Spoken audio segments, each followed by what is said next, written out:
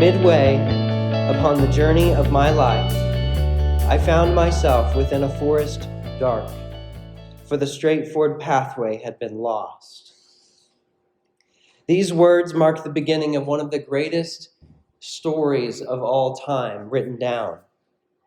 They come from the opening of the long trilogy of a poem, Dante's Divine Comedy. Perhaps you've heard of it by other names: Dante's Inferno, Dante's Purgatorio, Dante's Paradiso. Regardless, this trilogy, this three-part poetic story, has had more impact on our culture than we know. It's had more impact on the books we read and the movies we watch and the music that we listen to than we know. It is a massive story. It's the story of Dante. He puts himself in the story as the narrator. It's the story of his journey from hell to heaven. I remember the very first time that I read it for myself. My wife, Lydia, and I lived in Louisville, Kentucky. It was assigned as a reading for one of my classes, and I can still remember vivid moments sitting at Quill's Coffee on Baxter Avenue in Louisville, Kentucky, reading through the Divine Comedy. One of the most memorable moments of the story is how the story begins, and I just read it to you, and I'll read it once more. Midway upon the journey of my life, I found myself within a forest dark, for the straightforward pathway had been lost. And regardless of whether you've read Dante or not, regardless of whether you've read the book or not, you might be able to guess where the story might be headed just from those opening words. Think about it. Midway upon the journey of my life. Dante is, in other words, a middle-aged man, which in the 13th century would have been his late 20s. He's a middle-aged man, midway upon the journey of my life. And then he says, I found myself within a forest dark, for the straightforward pathway had been lost. So we've got a middle-aged man in what we would probably call a midlife crisis. He's in his late 20s, early 30s. He's found himself awakened in a dark forest of sorts. And so if the story starts there, you might guess where it's headed. You might perhaps guess that the story is going to go from Dante being lost in a dark forest to being found somewhere full of light. You might guess that if he's lost the pathway at the beginning, the story might tell the journey of how he found it, of how he found the right path. But here's the thing. This is important for every story we read, from Dante's Inferno to Harry Potter to C.S. Lewis's Narnia. Regardless of the assumptions that we make from the very first few pages, if we don't actually read the story as a whole, we won't grasp its full significance, right? Like if we don't read book 1 and book 2 and book 3, the significance of the story as a whole is going to be lost on us.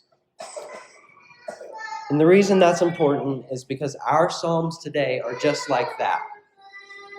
3 Psalms, Psalm 120, 121, and 122, all of which, if we don't grasp them as a whole, we will miss out on vital aspects of the entire story. These 3 Psalms are connected together like Dante's trilogy. Like Dante's trilogy, they tell a unified story, so you have to read them all together. And you might ask, what's the story about? The story that these 3 Psalms tell is the story of Israel's journey from exile to Jerusalem. From exile to Jerusalem. And I want to give just a little bit of historical background. It's important for understanding these Psalms, and it's important for us today because our story is Israel's story. We worship Israel's Messiah. We have been grafted in to Israel as a family and Israel's story. And so the history is important. In the year 586 BC, the Israelites were attacked by Babylon. The Babylonians completely destroyed the city of Jerusalem. They completely destroyed the temple in Jerusalem. And they forced Israel to get out of Israel. They forced them into exile. And so for a moment, this happens all the time today in countries around the world. Imagine being an Israelite during this time. Imagine for a moment that everything you once held dear is ripped from your hands. Your home, your temple, your place of worship, your city, your land. Imagine watching as the city that you grew up in, the city that you came to know the Lord in, burns to the ground. Imagine then being sent away from the city to a foreign land with foreign kings who worship foreign gods. This was a tragic moment in Israel's history. And there's a reason why one of the books written about it is called the Book of Lamentations. Lamentations. It was a time of lament. Now imagine for a moment, you're on the flip side of all of that. Imagine for a moment that you hear a decree go out that says the exile is over. Imagine that you hear the good news that you can finally go home. That's exactly what happens in 539 BC, about 50 years later. We read about it in 2 Chronicles. In 2 Chronicles, at the very end, in the last chapter, we read this. In the first year of Cyrus, king of Persia, the Lord stirred up the spirit of Cyrus so that he made a proclamation throughout all his kingdom. He said this, "The Lord, the God of heaven, has given me all the kingdoms of the earth, and he has charged me to build a house in Jerusalem," which is in Judah. "Whoever is among you of all his people, may the Lord his God be with him, and let him go up. Let him return to Jerusalem." That's the story that these Psalms tell. The journey is from exile to Jerusalem. So look with me at the first Psalm, Psalm 120. "In my distress I called to the Lord, and he answered me. Deliver me, O Lord, from lying lips, from a deceitful tongue. What more shall be given to you, and what more shall be done to you, you deceitful tongue? A warrior's sharp arrows with glowing coals of the broom tree. Woe to me that I sojourn in Meshech, that I dwell among the tents of Kedar. Too long have I had my dwelling place among those who hate peace. For I am for peace, but when I speak, they are for war." So this first psalm is the psalm of exile. The psalmist is describing what it's like to live as an exile in a foreign country. You see it in verse 5. "Woe to me that I sojourn in Meshech, that I dwell among the tents of Kedar." The main point there, if you don't know those places, is that those places are outside the land of Israel. The psalmist is not where he belongs. He is spiritually and geographically homeless, and so he's longing for home. Think about the words he uses to describe his time in exile. "In my distress, I called to the Lord. Deliver me, O Lord, from lying lips, from a deceitful tongue. Too long have I had my dwelling among those who hate peace." So the main point, perhaps, of this first psalm is that exile is horrible. Exile is exhausting. It's distressing. And just think about it for a moment. On the one hand, if you're in exile, you're outside of your land, you're surrounded by a people whose values are not your values at all. The reason the Babylonians destroyed Jerusalem specifically is because they knew that the Israelites held Jerusalem of deep value. And so to kind of show that, hey, our values are not your values, we're going to destroy what you hold most dear, Jerusalem. On the other hand, you're surrounded by a people who, according to the psalmist, are addicted to lies, deceit, and war. Deliver me from lying lips. Woe to me. You can feel the anguish. Woe to me that I sojourn here. Too long have I been among a people who hate peace. The psalmist is exhausted in this psalm. It does not end with a happy ending, which again is why you need to keep reading. Now, one more thing about this first psalm is the word peace at the very end of Psalm 120. This is a very important word. In Hebrew, it's the word shalom. Can we say that? Shalom. Too long have I had my dwelling among those who hate shalom. So what is shalom? Well, according to our translations here, it's peace. And that's a good translation. Shalom equals peace. But it's also much more than that. In fact, as you read throughout the Old Testament, you see that this one term, shalom, kind of takes on more and more meaning as the story unfolds. The word here means peace, but in its broadest sense, shalom is what happens when we live life under the rule of God.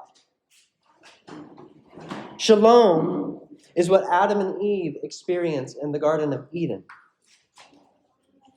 A whole atmosphere of peace, of flourishing. Shalom is what comes at the end of the most famous blessing in the Old Testament, number 6. May the Lord bless you and keep you. May the Lord make his face to shine upon you and be gracious to you. May the Lord lift up his countenance upon you and give you shalom, peace.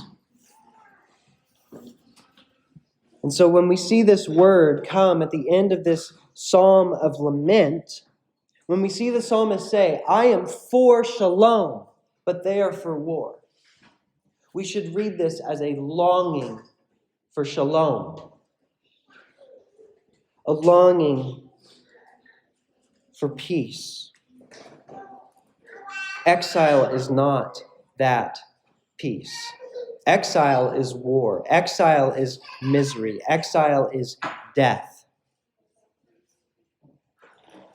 So we come to the end of this psalm with a longing for peace, with a longing for shalom, for life under the reign of God. Now, I actually want to jump over Psalm 121 to Psalm 122. So if you'll look there with me, we're going to come back to Psalm 121 in the middle, but I want to jump from Psalm 120 to Psalm 122. If Psalm 120 is this deep longing for shalom, for peace, Psalm 122 is the place where that longing is fulfilled. So read with me.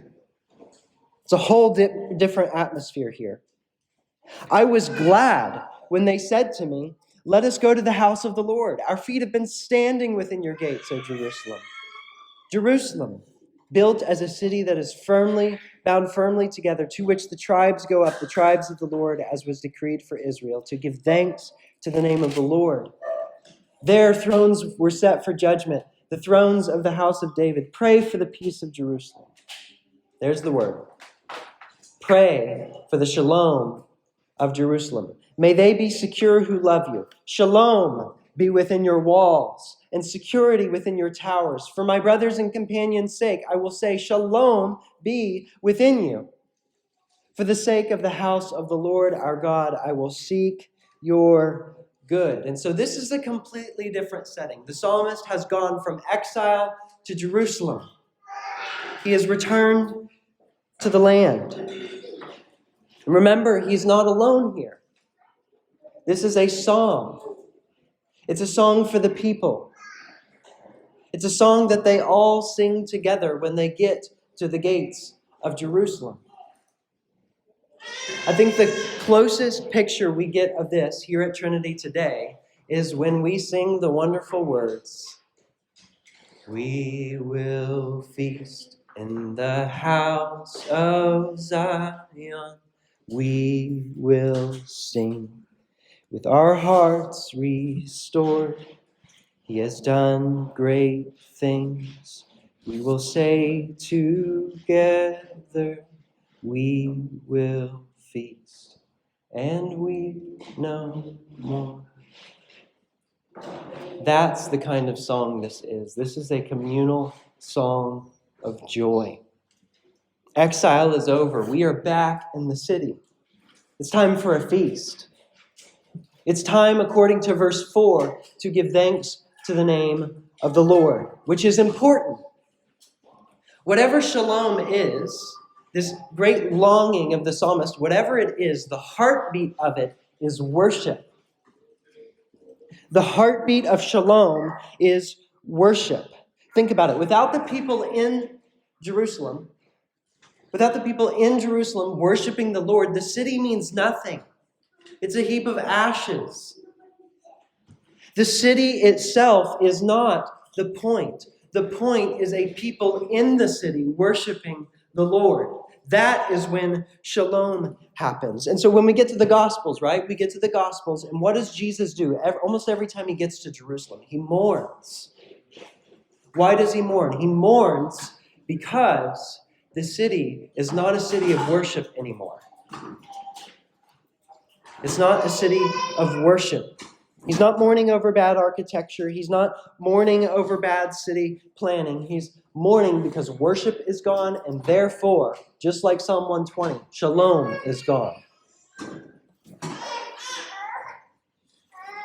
In Jesus' day, it's as if Israel had forgotten that according to verse 3, Jerusalem was built as a city to give thanks to the name of the Lord. This is why Jesus says, I'm not going to return until you say, blessed is he who comes in the name of the Lord. That's what you were made for. But this psalm is another setting. This is Israel knowing why they are Israel. This is Israel knowing why they're supposed to be in Jerusalem. They're singing a song of worship. They're giving thanks to the name of the Lord. And when that happens, shalom is experienced. Pray for the shalom, peace of Jerusalem. Shalom be within your walls. For my brothers and companions' sake, I will say, shalom be within you. The hope of Psalm 122 is the people of God in the city of God, worshiping God, and therefore experiencing the shalom of God. That's the picture. The people of God in the city of God, worshiping God, and as a result of all of that, shalom. It's finally here. This is our hope as well. All right. So we've read Psalm 120. We've found the psalmist in exile, lamenting. We've read Psalm 122, where the psalmist is now rejoicing that he's finally home. We're here in Jerusalem. Shalom is happening. And the question is, how do you get from exile to Jerusalem? How do you get from a place of war and lies and deceit and people who hate peace to a people who love peace, to a people who are worshiping, to a people who are filled with joy at the city gates? How do you get from exile to Jerusalem? The answer is Psalm 121. Look with me. I lift my eyes up to the hills. From where does my help come? So just get the image here. I lift my eyes up to the hills. I've heard exile is over. I can go home. So I lift my eyes up to the hills. I'm looking at the hills, but I'm starting to wonder, how am I going to make the journey? The hills are a dangerous place in this time, full of wild animals, full of thieves and robbers, you got to imagine, these people are just allowed to come back. So you got to imagine they're maybe a little nervous. Like, is this a trick? Is this a trap? Are we really safe here? I lift my eyes up to the hills. Where does my help come from? My help comes from the Lord, who made heaven and earth. Friends, the Lord is the way. The Lord is the means by which you get from exile to Jerusalem. He is the means of getting from death to life. Which means if we refuse to receive the Lord's help, we are helpless. If we refuse to receive the help of the one who made heaven and earth, we are lost. We are lost in exile, lost in a foreign country, lost in a land of war. That is what the psalmist knows. He knows that when he lifts his eyes up to the hills, the only way he's going to make it through the hills to Jerusalem is if the Lord is his helper. All right, so you might be thinking, that is all great for ancient Israel. What's that have to do with me? All of that is great about Israel's journey from exile to Jerusalem in 539 BC, but what does that have to do with my Christian life here in Kansas City in 2023? Another question we might ask is, why should we read and absorb and pray these Psalms? To answer that, I want to read you what the Apostle Peter says in the opening of his letter, 1 Peter. The Apostle Peter says this, and this is long after Israel's exile. He says, Peter, an apostle of Jesus Christ, to those who are elect exiles in the diaspora of Pontus, Galatia, Cappadocia, Asia, and Bithynia. Peter calls us exiles. Peter calls us sojourners and strangers in a foreign land. In fact, later on in the letter, he says this, Beloved, I urge you as sojourners and exiles to abstain from the passions of the flesh, which wage war against your soul. So for Peter, to be a Christian is to be an exile. To be a Christian is to be not at home in this land. And this time around, the war is not so much geographical, the war is spiritual. Beloved, I urge you as sojourners and strangers, abstain from the passions of the flesh, which wage war against your soul. Notice the same language, exile, war. But the war is spiritual this time. Ephesians 6, we don't wrestle against flesh and blood, but against rulers, authorities, cosmic powers, spiritual forces of evil. Like Israel, we are exiles. Like Israel, we are at war. We're a people who love peace, who want to see shalom, and whenever we say that, they say they're for war, the world around us. We're on the same journey. Except this time, we're not headed for earthly Jerusalem. We're headed for a heavenly Jerusalem. We're headed to the same Jerusalem, though. This is our story. These Psalms are for us. Hebrews 13. We have here no lasting city, but we seek the city that is to come. That sounds like Psalm 120. In a foreign land, in exile, longing to be home. Revelation 21. Then I saw a new heaven and a new earth, for the first heaven and the first earth had passed away, and the sea was no more. And what did I see? I saw the holy city, New Jerusalem, coming down out of heaven from God. Trinity, we are exiles. We are at war. We are headed for the holy city. Which means, this is important, which means that we go wrong in our discipleship to Jesus whenever we start to think of this city as our lasting city. We go wrong in our discipleship to Jesus whenever we start to think that this city is our only city. We go wrong in our discipleship to Jesus when we treasure the things of this city more than the things of the heavenly city.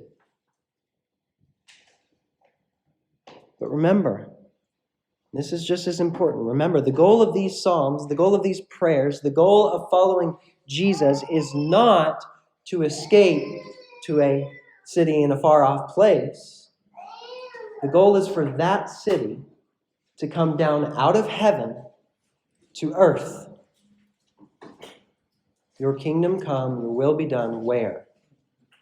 On earth as it is in heaven. And so what does this mean practically? What does it mean for you and I to live as exiles for Jesus today, here and now, this Sunday afternoon?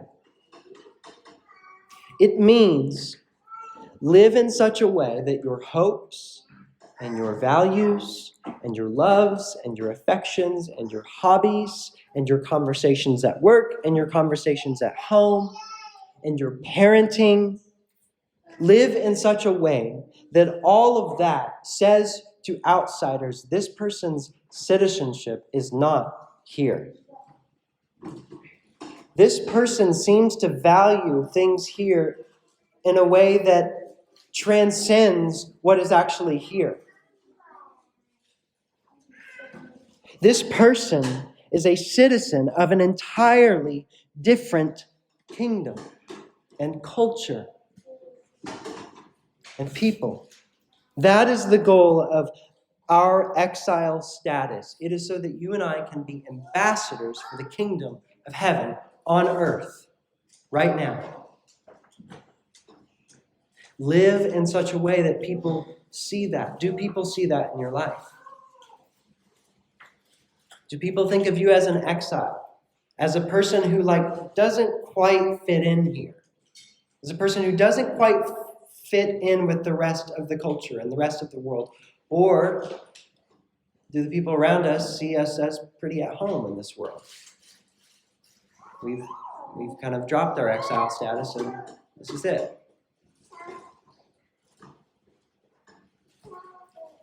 Our citizenship, says Paul in Philippians 3, is in heaven, and from heaven we await a Savior, the Lord Jesus Christ. Now remember, we still haven't finished with Psalm 121, so we'll land the plane here. Remember that the only way, I just mentioned the struggle of exile, the temptation to give up our status as exiles. The only way we're going to make it as exiles is by the Lord's help. The only way we're going to make it through this war is if we receive the help of the Lord. And what does that look like? Friends, this is beautiful. Look at verse 3. Receiving the Lord's help means He will not let your foot be moved. He who keeps you will not slumber. Behold, He who keeps Israel will neither slumber nor sleep. God is all in on your faithfulness.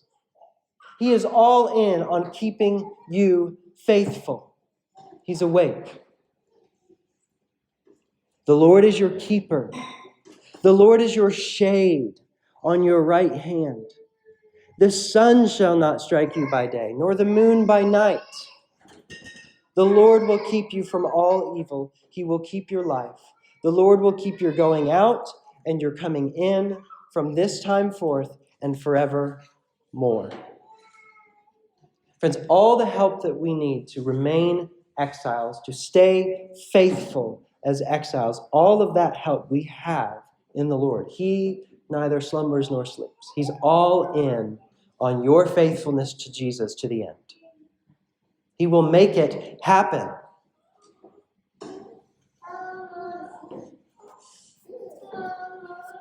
So I'll leave you 3 words of encouragement this morning. They'll be up on the screen. 3 words. Live like an exile. Embrace the help of the Lord. Keep your eyes on the city of God. Live like an exile. Embrace the help of the Lord. And keep your eyes on the city of God. Live like an exile. Do not set your hearts on this city. It's passing away. We see it in the book of Revelation. Babylon crumbles. Babylon is a metaphor for the cities of the world. It crumbles within an hour. Revelation repeats this. It went down in an hour. That's all it took. So why would we place our hope there? Live like an exile. Your citizenship is in heaven. Keep it there. Embrace the help of the Lord. If you try to look up to the hills and climb them yourselves, they will crush you. If you try to make it through the Christian life on your own, as an individual, without the people of God, without the Spirit of God, without the help of God, the hills will crush you. So receive his help. Receive the help of the Lord. Imagine what life would be like if you received his help every day. Just imagine. Last, keep your eyes on the city of God. I think it would be helpful for us every morning to just get up and think, I'm not a citizen here. I'm not a citizen here. I am a citizen of heaven. I am a citizen of a city that will bear no marks of sin and suffering. I am the citizen of a city in which mental illness will be gone. I'm the citizen of a city in which marriages will no longer be fractured and miscarriages will no longer happen, where darkness will be gone because the Lord is its light. I am a citizen of that city. We have no lasting city here. We wait for a city that is to come. So keep your eyes on the city of God.